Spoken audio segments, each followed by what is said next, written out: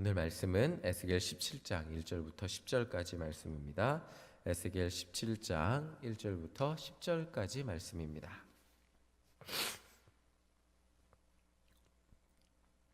우리 함께 한 목소리로 함께 읽겠습니다. 여호와의 말씀이 내게 임하여 이르시되 인자야 너는 이스라엘 족속에게 수수께끼와 비유를 말하라.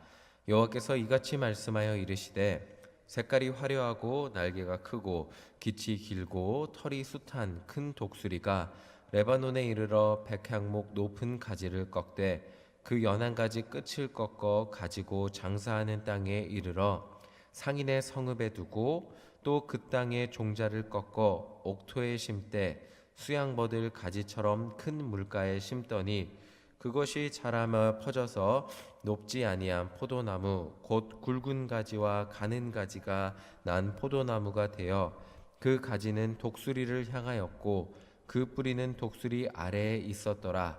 또 날개가 크고 털이 많은 큰 독수리가 하나가 있었는데 그 포도나무가 이 독수리에게 물을 받으려고 그 심어진 두둑에서 그를 향하여 뿌리가 뻗고 가지가 퍼졌도다. 그 포도나무를 큰 물가 옥토에 심은 것은 가지를 내고 열매를 맺어서 아름다운 포도나무를 이루게 하려 하였음이라. 너는 이르기를 주 여호와의 말씀에 그 나무가 능히 번성하겠느냐.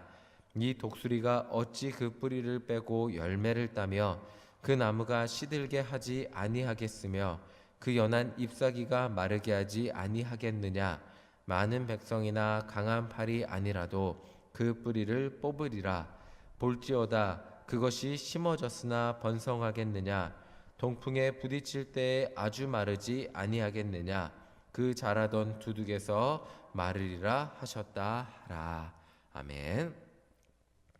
오늘 우리가 함께 읽은 에스겔 17장 말씀은 남유다 왕국의 멸망에 대한 비유의 말씀입니다. 이 비유의 말씀을 한 번 읽어서는 머리에 그려지기가 어렵습니다. 독수리가 나오고 이러는데 제가 최대한 이해하기 쉽게 다시 설명을 해드리겠습니다.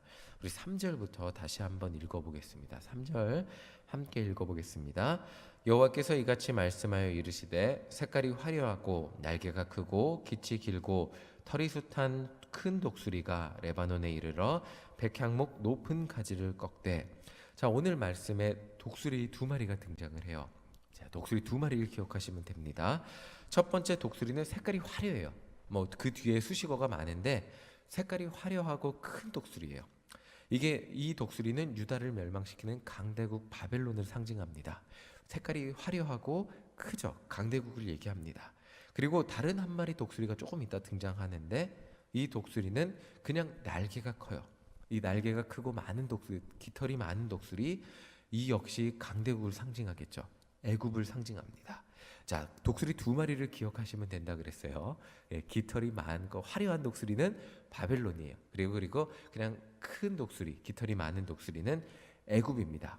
자, 4절, 5절 함께 다시 읽어보겠습니다. 그 연한 가지 끝을 꺾어 가지고 장사하는 땅에 이르러 상인의 성읍에 두고 또 그 땅의 종자를 꺾어 옥토에 심되 수양버들 가지처럼 큰 물가에 심더니. 자, 먼저 등장한 화려한 독수리는 이 레바논의 백향목 높은 가지를 꺾어서 장사하는 상인의 성읍에 심고 새로운 씨앗을 옥토로 가지고 심었습니다. 옥토로 가지고 가서 심은 거예요. 자, 이 독수리는 바벨론의 왕 느부갓네살을 의미합니다. 그리고 이 풍요로운 레바논의 백향목은 좋은 땅 유다의 여호야긴 왕을 상징해요. 바벨론의 왕 느부갓네살은 예루살렘의 여호야긴 왕을 이제 꺾어서 상인의 나라 바벨론에 데리고 갑니다. 이 비유의 뜻이 이거예요. 그리고 시드기야 왕 옥토인 예루살렘 땅에 새로운 왕으로 시드기야 왕을 임명합니다. 이게 4절 5절의 내용이에요.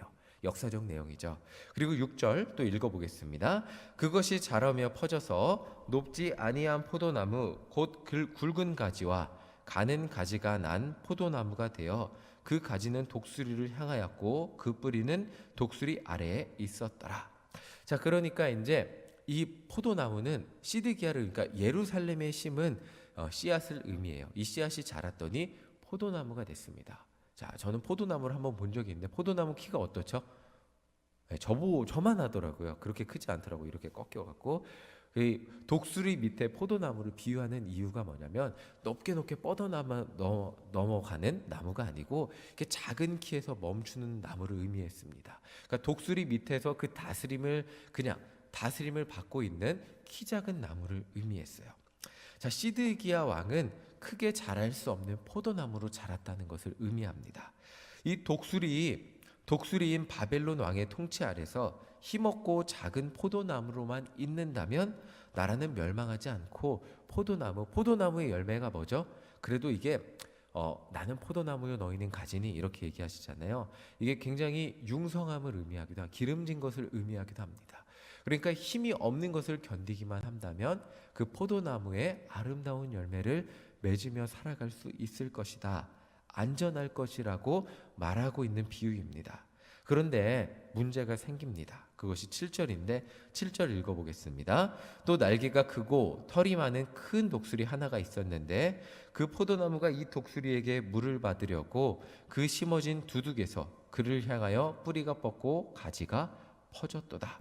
자, 문제는 다른 독수리가 등장해요. 이 포도나무는 다른 독수리에게 영양분을 공급받고 싶어서 글로 가지가 뻗쳐갑니다. 다른 독수리가 뭐라 그랬죠?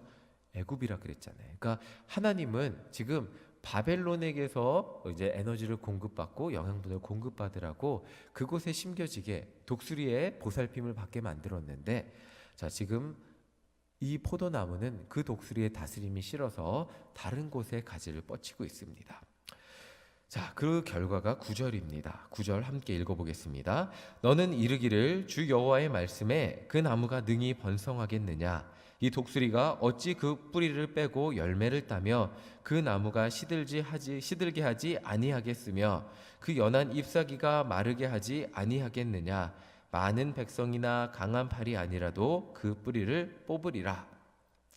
결국 이 나무는 자신을 심은 독수리에게 뿌리를 뽑히게 될 거라는 그런 비유입니다. 어떻게 되냐면 제가 살던 미국에 태풍이 오면 나무들이 이렇게 휙휙 넘어가요. 진짜로 되게 큰 나무인데 넘어가요. 그 이유를 물어봤더니 그 땅이 너무 비옥해서 땅이 깊숙이 뿌리를 내리지 않는다고 합니다. 그러니까 뿌리가 옆으로 퍼져나간다고 합니다. 그러니까 밑으로 깊게 뿌리를 내리지 않으니까 태풍, 토네이도 보셨잖아요. 토네이도가 오고 이러면 나무들이 푹푹 아무리 이렇게 크고 이래도 푹푹 쓰러진다고 합니다. 이 나무가 그 하나님이 주신 땅에 고난이라고 할지라도 그 땅에 깊게 뿌리를 내렸으면 넘어지지 않았을 텐데 옆으로 이렇게 영양분을 찾아 옆으로 향했기 때문에 쉽게 무너진다는 비유입니다. 자, 이 비유와 같이 바벨론이 임명한 시드기야 왕은 바벨론에게 반역을 일으킨 대가로 자신의 눈앞에서 자녀들이 죽는 장면을 봅니다. 그리고 눈이 먼 채로 바벨론의 포로로 끌려가서 생을 마감했습니다. 그리고 유다 왕국은 완전히 멸망했죠. 자, 하나님은 여러 차례 예레미야 선지자를 통해서 바벨론에게 대항하지 말고 애굽을 의지하지 말고 바벨론의 통치를 받아들이라고 말씀하셨습니다. 그럼에도 불구하고 시드기야 왕은 바벨론에게 대항할 기회를 찾아서 막 대항을 합니다. 근데 예레미야 말씀을 읽다 보면 그럴 만도 하다는 생각이 들어요. 왜냐하면 이런 소식이 들려와요. 예레미야 말씀인데 애굽이 군사를 일으켜서 유다로 오고 있다는 소식을 듣습니다. 유다 백성들이 들어요. 야, 애굽 군사들이 막 유다 쪽으로 오는 거예요. 그러니까 어떤 현상이 일어나냐면 바벨론의 군사들이 군사를 뒤로 물려요. 후퇴시켜요. 그러니까 유다 왕국 사람들은 어떤 생각이 드냐면 야, 이때다. 하나님이 드디어 이스라엘을 회복시킬 시간이구나. 바벨론의 군사가 뒤로 밀리거든요. 그리고 새로운 우리가 항상 전통의 강대국 애굽이 군사를 끌고 오거든요. 그러니까 시드기야도 기회다 싶었던 거예요. 근데 이 시드기야가 예레미야를 찾아갑니다. 그리고 예레미야한테 이 나라에 희망이 있겠냐고 물어보죠. 그러니까 예레미야는 애굽은 절대 이스라엘을 도와주지 않을 겁니다. 유다를 도와주지 않을 겁니다. 의지하지 마십시오. 이런 얘기를 시드기야 왕한테 해줍니다. 그리고 예레미야는 이제 자신이 이제 백성들에게 이제 피해서 살 수 있게 해달라고 그렇게 이야기를 합니다. 자, 애굽은 절대 도와주지 않을 거라고 하면서 바벨론에게 대항하지 말라고 예레미야 선지자가 이야기하죠. 그러나 시드기야와 이 유다 백성들은 결국 애굽을 의지했고 예레미야의 예언대로 애굽은 절대 도와주지 않았고 손 하나 까딱하지 않았고 바벨론에 의해서 비극적인 최후를 맞이했습니다. 자, 이 말씀을 보며 사실은 제가 조금 혼란스러웠어요. 만약 내가 시드기야 왕이라면 어떻게 할까? 분명히 나라적 자존심이 있잖아요. 나는 하나님의 백성이라는 자존심도 있고, 그리고 하나님의 뜻을 알 수 없을 때 이게 혼란스러운 게 뭐냐면 예레미야라는 참 선지자가 있었지만 그 반대쪽에는 가짜 선지자의 말도 분명히 귀에 들렸어요. 하나님이 이 나라를 회복시켜 줄 때가 이때입니다. 우리는 하나님의 백성이기 때문에 나라가 절대 망하지 않습니다. 라는 두 가지 음성이 들리는 거예요. 그러니까 왕이라면 혼란스러울 수밖에 없는 거죠. 애굽이 군사를 일으켜서 바벨론을 치러 오는 모습을 보며 이제는 나라를 새롭게 세울 때가 되지 않았을까? 더 이상 바벨론의 속국으로 살지 않아도 될 기회라고 생각하지 않았을까라는 생각을 해보게 되었습니다. 우리는 언제나 이렇게 얘기해요. 비참함에 순응하면 안 됩니다. 언제나 하나님은 우리에게 희망을 주십니다. 하나님이 주시는 희망을 발견하라고 이야기합니다. 근데 지금 이 상황은 새로운 희망이 보이는 것 같은 상황이거든요. 그런데 긍정적이고 희망적인 전망이 틀렸다고 이야기하는 거예요. 오늘 말씀 마치 절망적인 상황에서 희망을 보지 못하게 희망이 틀렸고 절망이 맞습니다 라고 말씀하는 것 같이 느껴졌습니다. 만약에 제 인생의 어려움 가운데 희망을 발견했어도 그것이 하나님의 뜻이 아니면 계속 고난을 당하십시오 라고 말하는 것 같이 느껴졌습니다. 근데 어떻게 그것을 하나님의 뜻이라고 받아들일 수 있을까요? 하나님이 언제나 우리에게 새로운 희망과 은혜를 주시는 분이라고 믿었는데 그것이 아니라고 믿어야 하는데 어떻게 그럴 수 있을까요? 이 질문의 답을 22절, 23절에서 찾아보겠습니다. 내일 말씀인데 22절, 23절 우리 함께 읽어보겠습니다. 22절, 23절 함께 읽겠습니다. 주 여호와께서 이같이 말씀하시되 내가 박향목 꼭대기에서 높은 가지를 꺾어다가 심으리라. 내가 그 높은 세 가지 끝에서 연한 가지를 꺾어 높고 우뚝 솟은 산에 심되 이스라엘 높은 산에 심으리니 그 가지가 무성하고 열매를 맺어서 아름다운 백향목이 될 것이요 각종 새가 그 아래 깃들이며 그 가지 그늘에 살리라. 하나님이 직접 높은 산에 백향목 가지를 심으신다는 거예요. 자, 보세요. 22절 보면 내가 백향목 꼭대기에서 높은 가지를, 이제 독수리가 아니에요. 하나님이 심으시고 그 가지가 무성하게 된다는 거예요. 23절을 보면 겨자씨 비유, 그러니까 마태복음의 겨자씨 비유와 유사한 장면이 나와요. 끝에 보면 각종 새 겨자씨가 한 알의 겨자씨가 자라서 어떻게 되죠? 모든 한 알의 겨자씨가 심기어져서 그 어떻게 되죠? 모든 새가 그 그늘 아래 깃들어 살게 된다고 말씀하고 있잖아요. 보면 지금 그 장면과 유사한 구절이 나와요. 그 나무가 자라서 각종 새가 그 그늘 아래 깃들어 살게 된다는 거예요. 자, 이 비유의 핵심은 독수리가 심은 나무는 죽을 수밖에 없다는 거예요. 그러니까 뭐냐면 하나님이 그래서 직접 나무를 심으셔서 번성하게 하시겠다는 이 말씀이에요. 그리고 이 비유는 이스라엘이 예수 그리스도를 십자가에, 그러니까 하나님께서 이스라엘 땅에 예수 그리스도를 십자가에서 심으심으로 이루어진 말씀이에요. 그러니까 이 비유에 대한 결론은 이것이에요. 우리의 고난의 끝은 내가 인간의 방법을 찾아 노력한다고 절대 해결되지 않는다는 거죠. 당장 눈앞에 보이는, 그러니까 우리는 포도나무잖아요. 우리가 고난의 시절에 살고 있습니다. 근데 당장 눈앞에 보이는 재물이 보일 수 있고, 당장 사람이 보일 수 있고, 당장 여러 가지 해결될 수 있는 방법이 보일 수 있지만 그 모든 것은 헛수고일 뿐이라는 것이죠. 고난 속에 있는 내 인생, 도저히 답이 찾아지지 않는 것 같은 내 인생, 거기에 답은 하나님이 심겨주시는 가지밖에 없다는 거예요. 그게 예수 그리스도라는 겁니다. 해결책은 단 한 가지, 하나님이 심겨주시고 번성하게 해주시는 것밖에 없다는 것이죠. 그것이 바로 예수 그리스도 안에 거하는 삶이라는 것입니다. 자, 제가 좀 더 구체적으로 설명을 드려볼게요.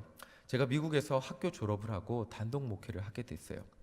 교회에서 나오는 월급을 받으니까 집 월세, 물값, 전기값, 인터넷, 핸드폰 이런 거 내기에도 부족했죠.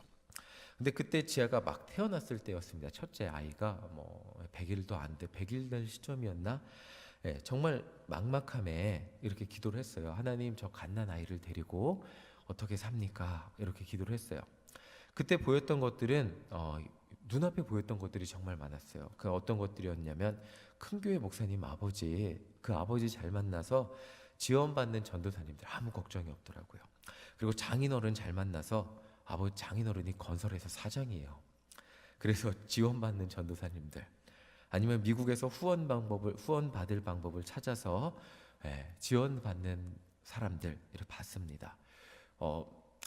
저만 이렇게 먹고 살 걱정하는 것 같았어요. 그런데 저는 기댈 곳이 하나도 없었습니다. 정말 하나님 어떻게 살죠? 가난하기 굶기지 않게 해주세요라고 기도를 했어요. 왜 그때 막 주변에 이렇게 하면 살 수 있을까, 저렇게 하면 살 수 있을까, 이런 헛된 기대도 눈앞에 보이는 것들, 이런 기대도 해보게 되었습니다. 그러나 그런 헛된 의지할 것들과 기대들은 아무짝에 쓸모가 없더라고요. 그때 우연치 않게 아이스크림 집에서 일을 하는 것을 소개를 받았어요. 자, 어떻게 목회자가 제 평생 한 가지 소원이 있다면 목회만 하는 것이지 일하는 것이 아니었어요.